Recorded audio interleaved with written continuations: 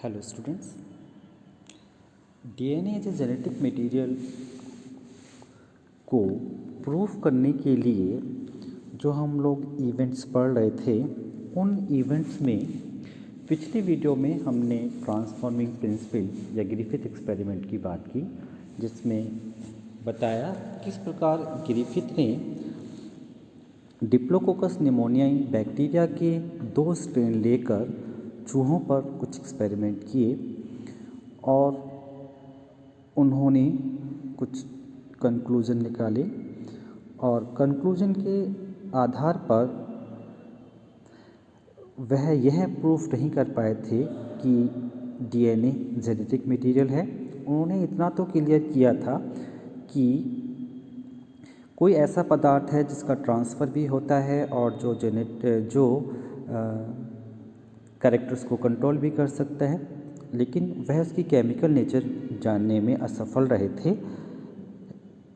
Griffith की experiment को ही, या हम ये बोल सकते हैं कि एक्चुअली ग्रिफिथ के जो ट्रांसफॉर्मिंग प्रिंसिपल जिन्होंने जो नाम दिया था, उन्होंने उसको आइडेंटिफाई करने के लिए एक दूसरा एक्सपेरिमेंट हुआ इसी सीरीज़ में, जिन्हें हम एवेरी, मैकलियोड, मैकर्थी के नाम से जानते हैं।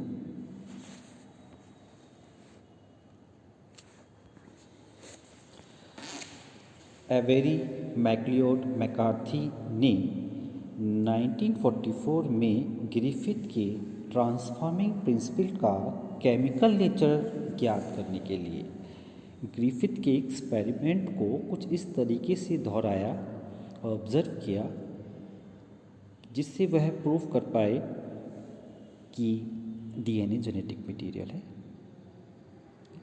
Avery, McLeod and मैकर्थी 1944 repeated Griffith experiment of transformation using purified cell extract and concluded।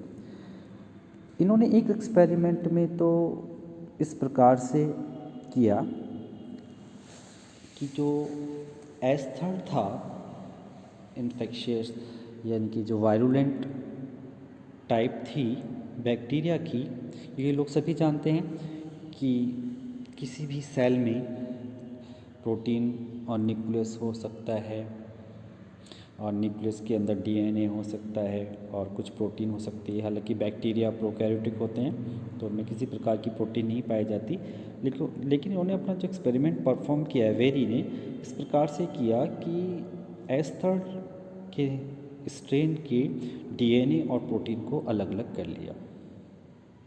जो डीएनए कंटेंट था और प्रोटीन कंटेंट था उसको अलग अलग किया और एक एक्सपेरिमेंट में उन्होंने प्रोटीन को वहाँ से कम्प्लीटली रिमूव कर दिया, या हम ये बोल सकते हैं प्रोटीन को डिस्ट्रॉय कर दिया, उसको डिज़ोल्व कर दिया। और प्रोटीन को डिज़ोल्व करने के लिए उसको प्रोटीनेज एंजाइम डालने होंगे।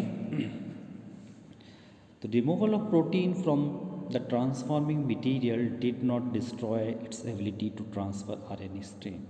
यदि हम थर्ड स्ट्रेन में से प्रोटीन को रिमूव कर लें और फिर 8 सेकंड के साथ मिक्स करके इनको चूहों में इंजेक्ट करें, तब जो ट्रांसफॉर्म होने की एबिलिटी है, या हम ये बोल सकते हैं करेक्टर चेंज होने की एबिलिटी है, या मटेरियल ट्रांसफ़र की जो एबिलिटी है, वो डिस्ट्रॉय नहीं होती, यानी कि एज सच बनी रहती है। यदि हम एस थर्ड में से प्रोटीन को डिस्ट्रॉय करने के बाद उसको 8 सेकंड के साथ मिक्स करके चूहों में इंजेक्ट करें तो चूहे इफेक्ट होंगे, यानी कि उनमें डिजीज कॉज होगी और वो मर जाएंगे।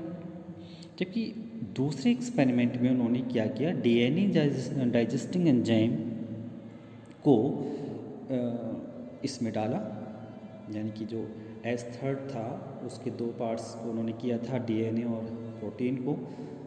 तो डीएनए को डिस्ट्रॉय करने वाले एंजाइम्स को उन्होंने इसमें डाला और 8 सेकंड के साथ मिक्स करके जब रैट्स में इंजेक्ट किया, उस कंडीशन में ट्रांसफॉर्मिंग जो एबिलिटी है वो डिस्ट्रॉय हो गई, वो समाप्त हो गई। तो इससे उन्होंने निष्कर्ष निकाला कि डीएनए को नष्ट करने के बाद ट्रांसफॉर्म एबिलिटी नहीं रहती, जबकि प्रोटीन को नष्ट करने के बाद ट्रांसफॉर्म एबिलिटी रहती है। इसका मतलब जो कैरेक्टर ट्रांसफ़र करने का काम या ट्रांसफॉर्म करने का कार्य कर रहा है वो डीएनए है। और एक अन्य एक्सपेरिमेंट को उन्होंने इस प्रकार से किया, देखिएगा। उन्होंने जो हीट किल्ड एस्थर्ड था उनकी सेल्स को फ्रैक्चर्ड किया, सेंट्रीफ्यूज कर लिया और फ्रैक्चर्ड कर लिया। ये सेंट्रीफ्यूज कर सकते हैं, फ्रैक्चर्ड किया, सेंट्रीफ्यूज किया और उसके डिफरेंट पार्ट्स को अलग अलग कर लिया, जैसे cell wall, cytoplasm and nucleus. फिर उन्होंने इन तीनों कंपोनेंट्स में, यानी कि सेल वॉल, साइटोप्लाज्म और न्यूक्लियस, तीनों कंपोनेंट्स में R-Sekin को मिक्स किया और तीनों पार्ट्स को अलग अलग रैट्स में इंजेक्ट करके रिजल्ट को ऑब्जर्व किया। देखा उन्होंने कि फर्स्ट एक्सपेरिमेंट में उन्होंने देखा कि सेल वॉल वाले पार्ट्स में जब उन्होंने R-Sekin को मिक्स करके चूहों में इसका इंजेक्शन लगाया तो चूहे अप्रभावित रहते हैं, उन पर कोई भी प्रभाव नहीं पड़ता, उन्हें कोई डिजीज़ भी नहीं होती। तो उनके इस एक्सपेरिमेंट से यह क्लियर हुआ कि एस्थर्ड में जो सेल वाला पोर्शन है वो ट्रांसफॉर्मिंग प्रिंसिपल नहीं हो सकता, यानी कि R-Sekin ने एस्थर्ड के सेल वॉल वाले कंपोनेंट्स में से कोई भी ऐसा पदार्थ एब्जॉर्ब नहीं किया जो कैरेक्टर ट्रांसफ़र करने की एबिलिटी को रखता हो, यानी कि सेल वॉल में ऐसा कोई पदार्थ नहीं पाया जाता या सेल वॉल जेनेटिक मटेरियल नहीं हो सकता। इसी प्रकार उन्होंने दूसरे एक्सपेरिमेंट में साइटोप्लाज्म के साथ R-Sekin को मिक्स करके चूहों की बॉडी में इंजेक्ट किया और पाया, जो उनका रिजल्ट उनके सामने आए वो रिजल्ट ये सामने आए कि चूहे अप्रभावित रहे, उन्हें किसी प्रकार की कोई डिजीज़ नहीं हुई, उनकी मृत्यु भी नहीं हुई। इसका मतलब ये हुआ, उन्होंने बताया कि साइटोप्लाज्म में भी कोई ऐसा पदार्थ नहीं होता है जो R-Sekin की नेचर को चेंज कर सकता हो। तीसरा एक्सपेरिमेंट उन्होंने न्यूक्लियस को लेकर किया। न्यूक्लियस में R-Sekin को मिक्स करके उन्होंने चूहों की बॉडी में लगाया और देखते क्या हैं कि चूहों की मृत्यु निमोनिया के कारण हो गई। उन्होंने उनकी बॉडी की ऑटोप्सी करके भी देखा तो उसमें एस्थर्ड लाइफ पाया गया।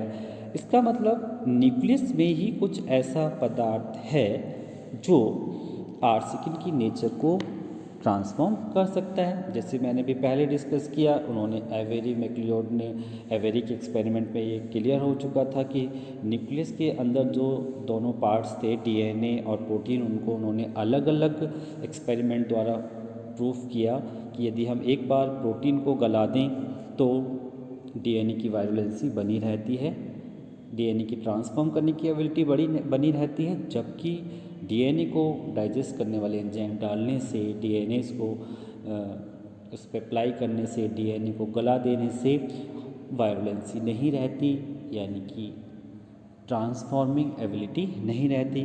तो इस प्रकार उन्होंने प्रूफ किया कि डीएनए जेनेटिक मटेरियल होता है। बायोलॉजी के इतिहास में सबसे पहली बार एवेरी मैक्लियोड के एक्सपेरिमेंट से यह क्लियर हो चुका था कि DNA as a genetic material होता है। और इस बात से पर्दा हटा, जिससे पहले लोग प्रोटीन को जेनेटिक मटेरियल मानते रहे हैं, तो इस बात से पर्दा हटा और बायोलॉजी के इतिहास में पहली बार यह प्रूफ हुआ कि डीएनए जेनेटिक मटेरियल होता है।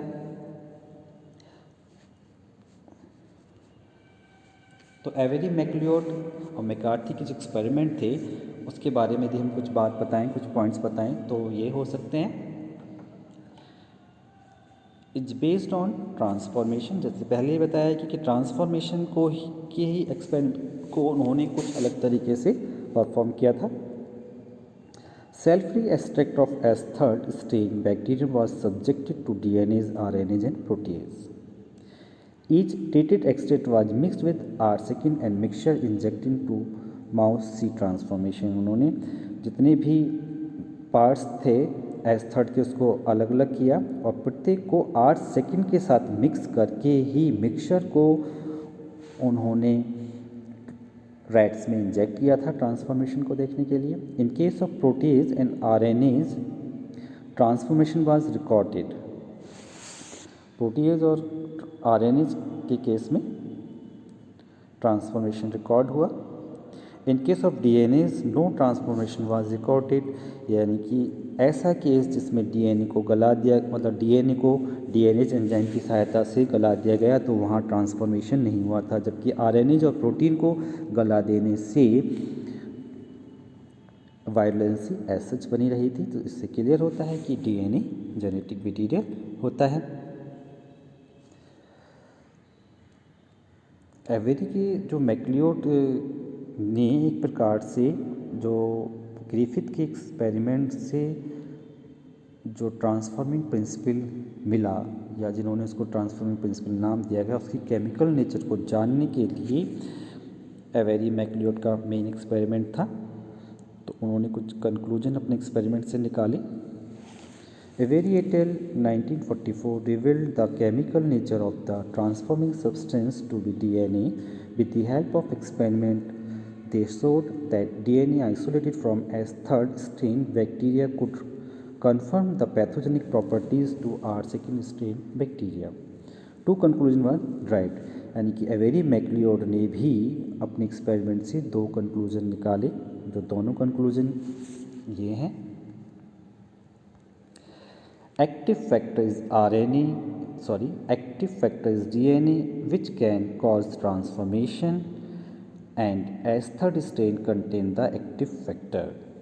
तो इस प्रकार से DNA को जेनेटिक मटेरियल के रूप में एक मान्यता मिल गई। तो हमने DNA को जेनेटिक मटेरियल के रूप में प्रूव करने के लिए दो एक्सपेरिमेंट पढ़े, तो एवेरी मैक्लियोड का एंड एक ग्रिफिथ का। अगली वीडियो में हम हर्षी चेज के एक्सपेरिमेंट को पढ़ेंगे, क्योंकि हर्षी चेज ने भी डीएनए को जेनेटिक मटेरियल को प्रूव करने के लिए एक्सपेरिमेंट किया था। आज का वीडियो यहीं समाप्त होता है। धन्यवाद।